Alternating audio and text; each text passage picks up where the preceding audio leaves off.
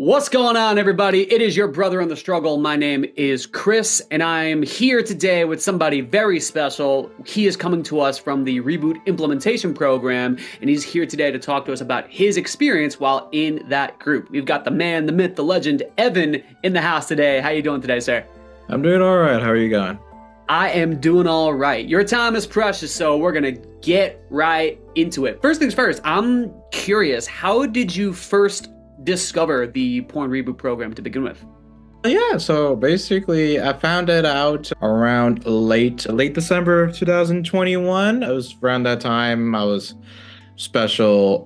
not special, but an incident happened where I was like thinking about what I was going through. And so I started trying to find other ways to deal and stop with my compulsive behavior. And I was looking up, I didn't know how to start. I looked up, I remembered a long time ago, I found that Terry Crews had a similar thing. So I looked up, what did Terry Crews do? He did an interview with someone that was also working against that behavior. And then as I kept looking, then found JK in the related video section. So that's how I found elevated recovery and all that way. So through Terry Crews. No, thank you, Terry. All I see in my head is just the White Chicks theme.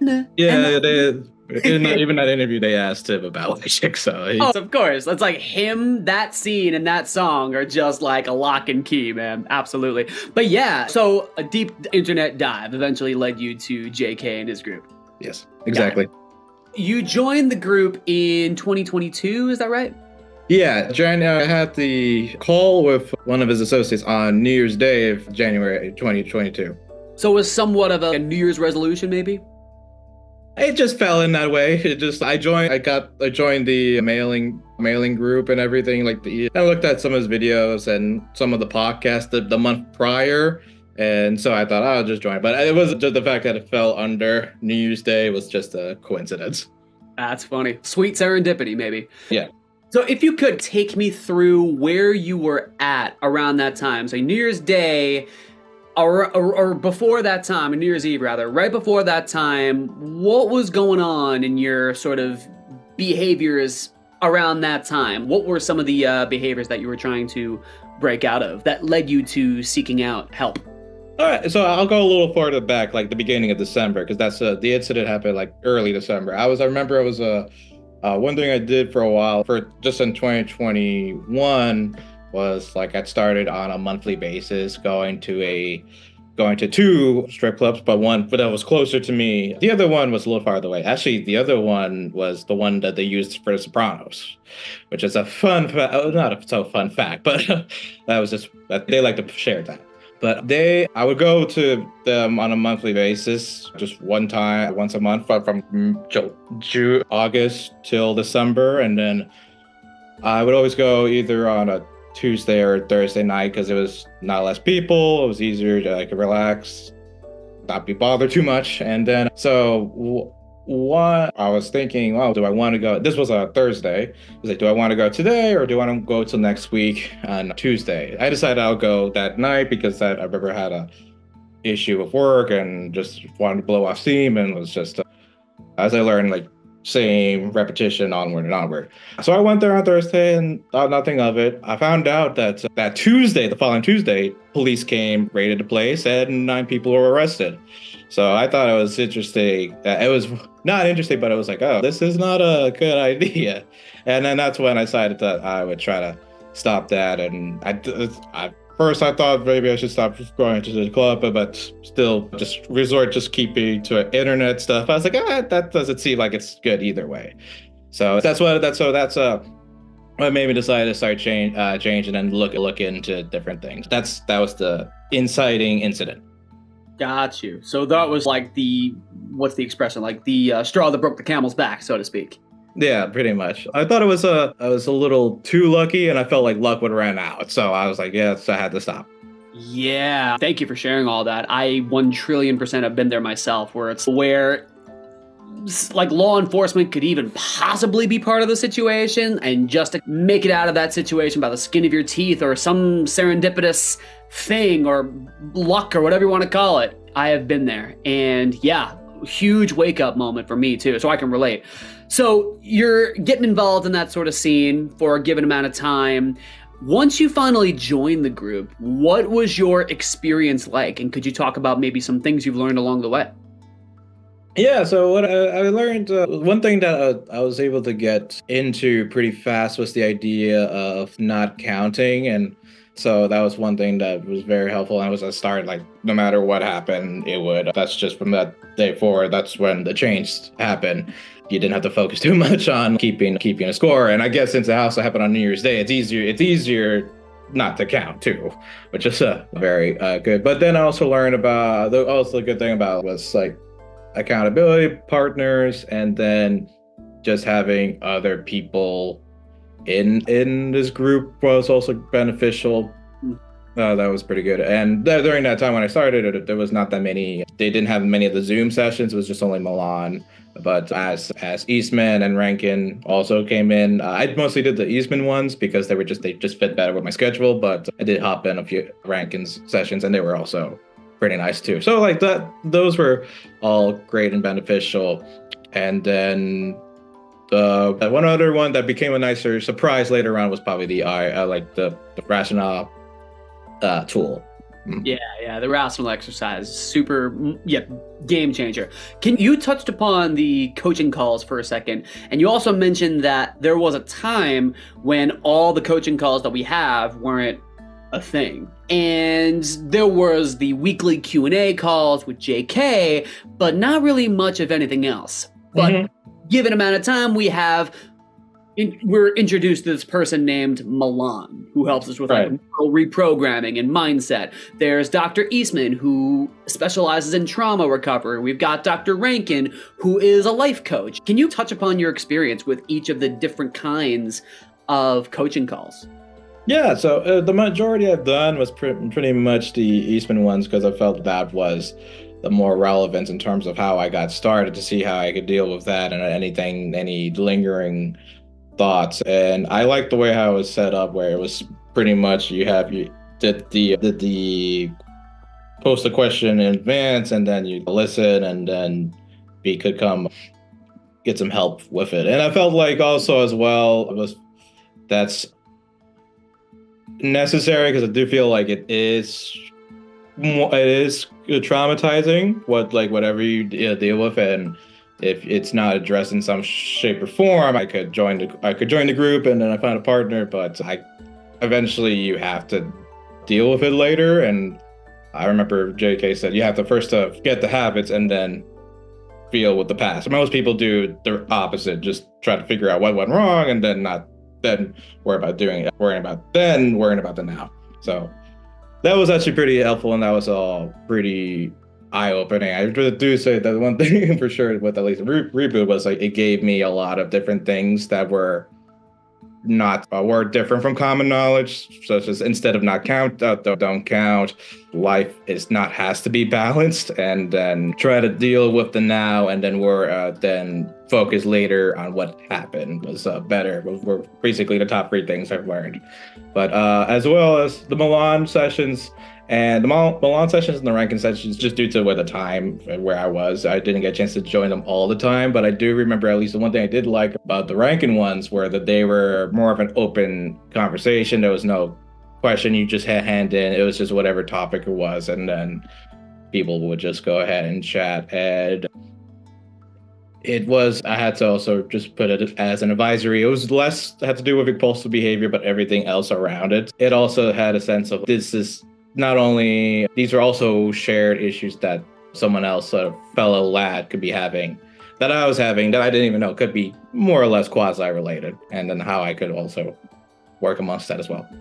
Yeah, no, totally. His sessions are definitely a little bit more open, and like you said, I love how you said it. It's definitely more of an open conversation between brothers, really. But I also like how you said that a lot of the group calls, they're less about compulsive behaviors, they're about the things that are surrounding him, right?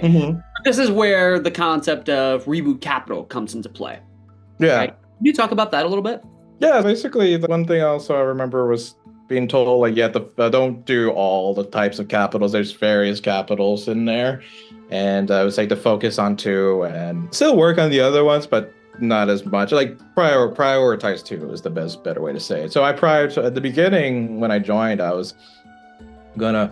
prioritize my self-care capital and my financial capital, and had some goals like such as paying off car insurance, paying off my car, and doing certain stuff, and having a morning routine and an evening routine that was related to healthcare. Because although I would like to say I did pretty good before that, I was very sluggish, and I felt like that was like a symptom too with the behavior, because you're just slacking off most of the time. So that was what I was focusing on.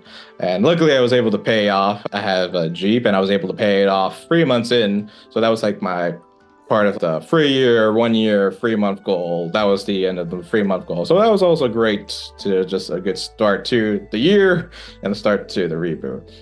That's awesome. That's really awesome.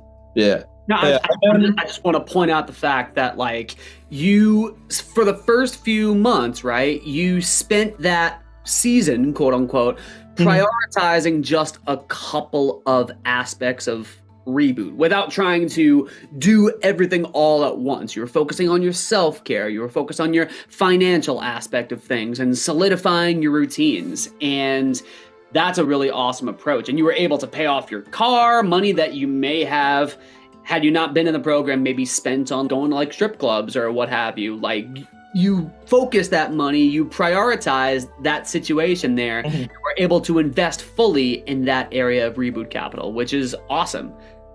Yes, yeah. One thing you mentioned was like, what I would have done with the money. And there was many times I thought like how I would have been if I didn't decide to join 2 years ago. And I always theorized, and I definitely was like, where most of where the money that I was using for this was basically my savings. I went through a car accident a long time ago, and so I had a good amount of savings. Very gracious compared to if someone had that amount of money, they're just like, they wouldn't know what to do with it, and neither did I. So I was like wondering, what could I do? I could have probably done it with my career. I could use it for traveling, and because of this behavior, I would say I've wasted maybe 60% of that towards that, and that's not a good number. You'd think at first it's like a nice ravishing way to show off, but once it's gone, then that's when the actual part goes on. Like, it's just pretty much the buffer.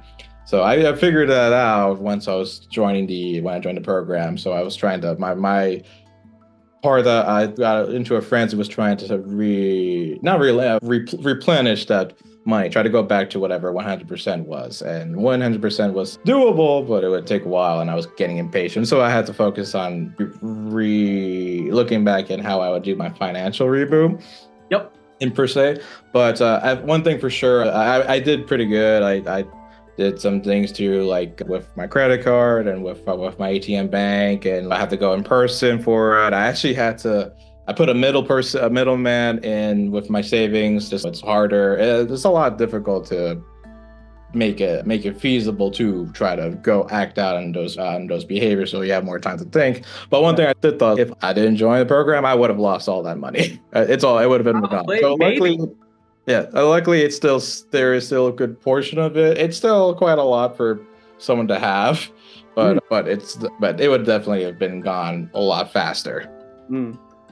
Good on you for, like I said, just disciplining your time and focus on your financial reboot, which leads me to another question. The way that you may have handled your financial situation in the past, or the way you would have prioritized or not prioritized your self-care in the past, versus now, having been through the program and having learned what you've learned and experienced what you've experienced, where are you at now these days?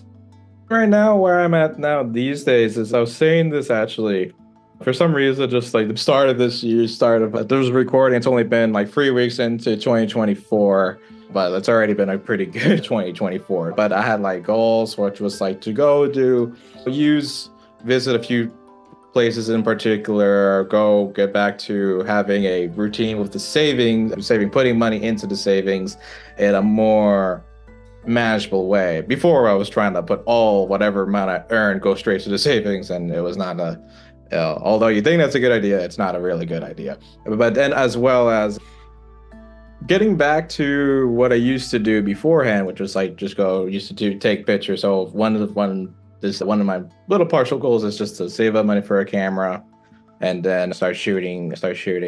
And now it's time now, since I have all the routines and I have a better sense of how to manage it. It's also going to therapist weekly just to see of like how to deal with. Now it's time to worry about the before.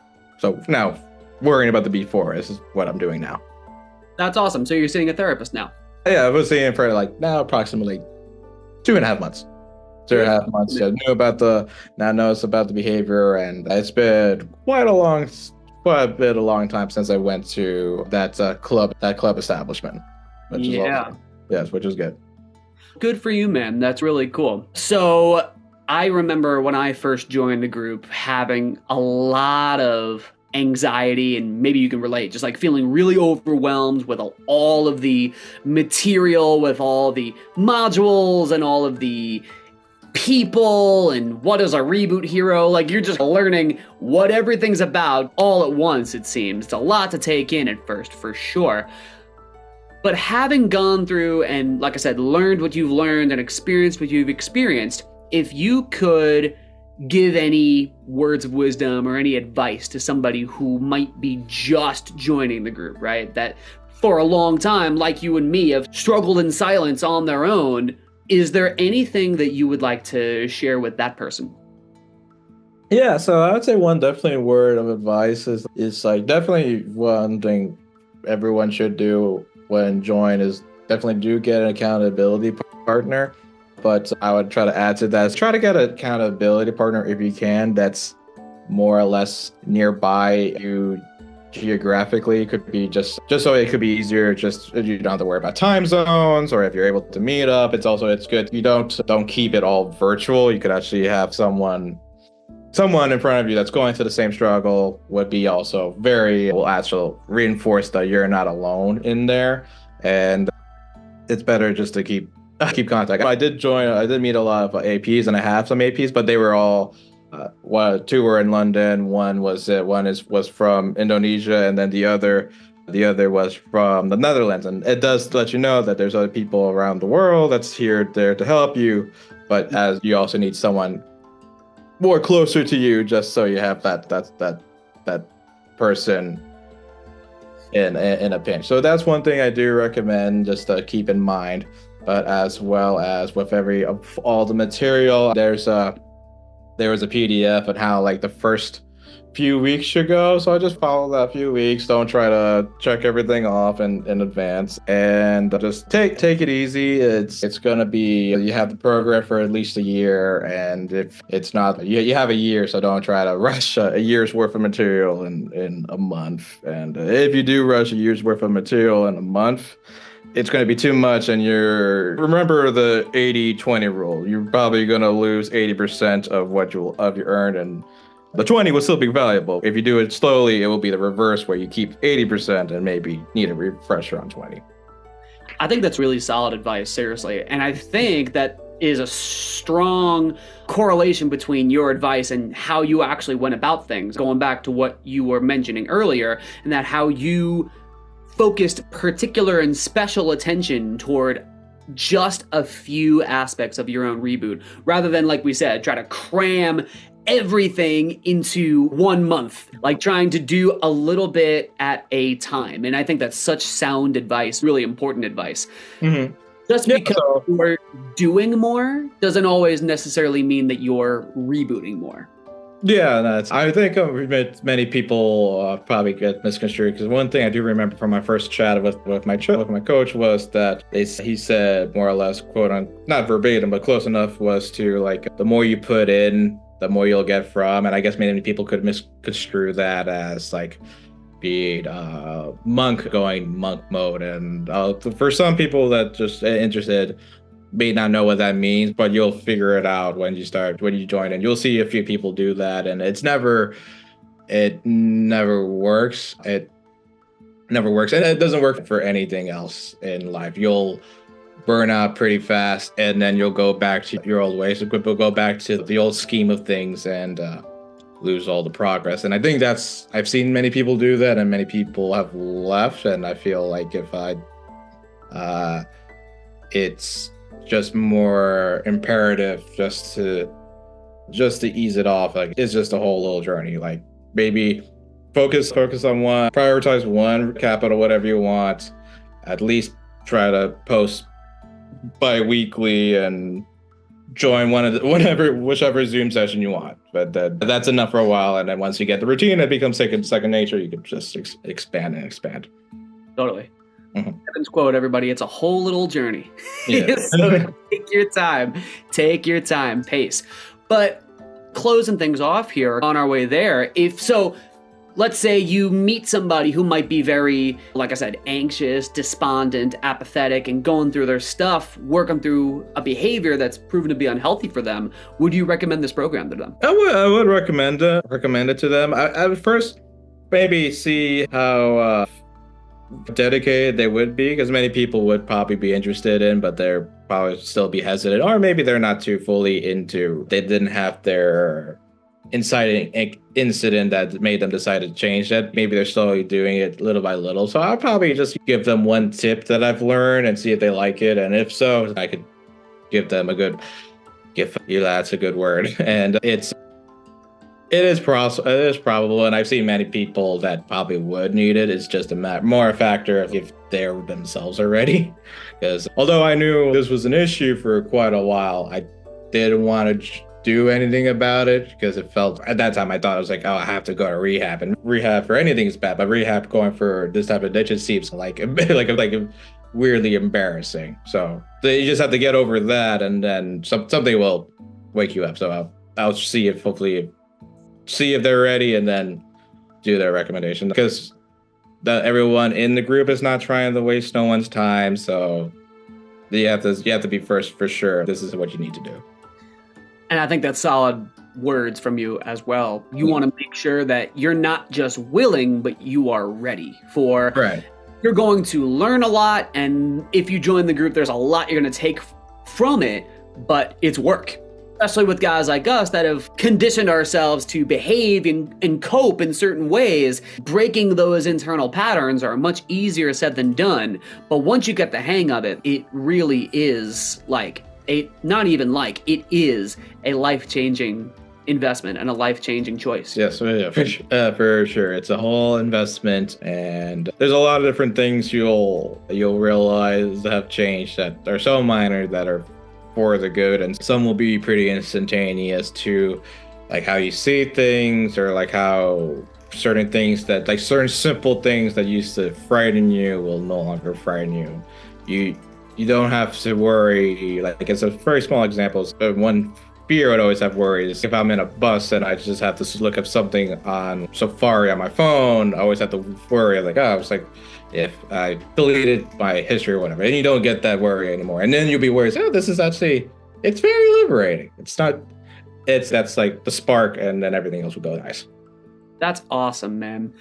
Evan, thank you very much for your time. Thank you for sharing your heart. Thank you for sharing your journey, and all the best to you. Thank you. Thank you so much.